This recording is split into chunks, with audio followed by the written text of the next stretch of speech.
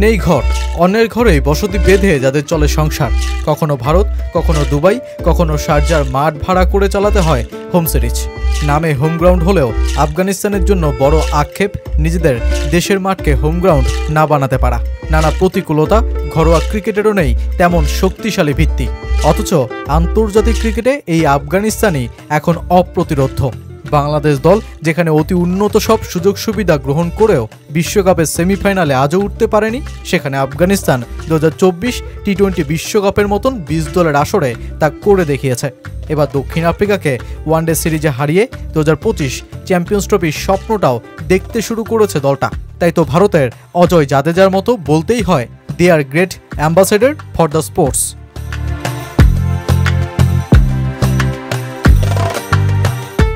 2023 one day বিশ্বকাপে আফগানিস্তানের অসাধারণ পারফরমেন্স তো চমকেই দিয়েছিল গোটা বিশ্বকে।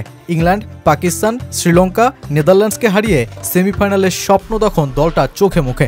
অস্ট্রেলিয়ার 91 রানের ভেতরেই 7 উইকেট ফেলে দিয়ে তখন সেই স্বপ্নের খুব কাছে থাকা দলটা হেরে যায় ম্যাক্সওয়েলের অতি মানবীয় পারফরমেন্সের সামনে। যদিও সেবার সেমিফাইনালে যাওয়া হয়নি দলটার, কিন্তু সেই লক্ষ্যের প্রচেষ্টা ঠিকই জারি ছিল আফগানিস্তানের। সেবার দলটার মেন্টর ছিলেন ভারতের অজয় জাদেজা। বিনা পারিশ্রমিকে দলটার দায়িত্ব পালন করা এই সাবেক ভারতীয় ক্রিকেটারের মুখেই স্পষ্ট আফগানিস্তানের শক্তির কথা। আমি সেটাকে এক অসাধারণ ক্রিকেটারদের সাহায্য করার সুযোগ হিসেবে দেখেছি। একটি দল যারা খেলাধুলা করতে ভালোবাসে, যখন আপনি এই ক্রিকেটারদের সাথে দেখা করবেন তখন আপনি বুঝতে পারবেন তারা কতটা ভালো। কিন্তু তাদের বিষয়টা হলো তারা মাঝে মাঝে এটি জানে না, তারা জানেন না তারা কতটা ভালো কাজ করতে পারে। আমরা একটি পার্থক্য তৈরি করার চেষ্টাই করেছি, বিশ্বাস জাগিয়ে তোলার চেষ্টা করেছি যে তারা ততটা ভালো এবং তারা আরও বেশি ভালোকেও হারাতে পারে। তারা এটি বুঝতে পেরেছিল এবং কাজটি হয়ে গেছে।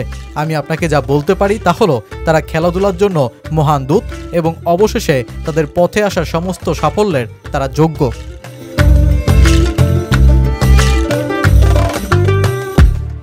আফগানিস্তানের সাফল্যের পথে একে একে যুক্ত হচ্ছে নতুন নতুন অধ্যায়। 2024 টি-20 বিশ্বকাপে নিউজিল্যান্ড, অস্ট্রেলিয়া, বাংলাদেশকে হারিয়ে দেয়া দলটা সেবার সেমিফাইনালে দক্ষিণ আফ্রিকার বিপক্ষে শোচনীয় পরাজয়ের মধ্য দিয়ে টুর্নামেন্ট থেকে বিদায় নেয়।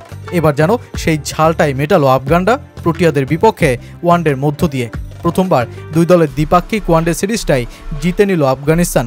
যদিও হয়নি হোয়াইট ওয়াশ, কিন্তু তবুও দলটির এই ধারাবাহিক সাফল্য ধরে রেখেই 2025 চ্যাম্পিয়ন্স ট্রফিতে নজর দলটার। প্রোটিয়াদের বিপক্ষে সিরিজ সেরা হওয়া রহমানুল্লাহ গুরবাজ তেমনটাই জানালেন। মানসম্পন্ন দলের বিপক্ষে পারফর্ম করতে পেরে আমি সত্যিই গর্বিত। এটা একটা বড় অর্জন। আমার পারফরমেন্স নিয়ে আমি খুব খুশি। এটা সত্যিই বিশেষ ছিল। মানসম্পন্ন দলের বিপক্ষে রান করা সত্যিই বিশেষ। চ্যাম্পিয়ন্স ট্রফিতেও এই গতি ধরে রাখার আশা করছি।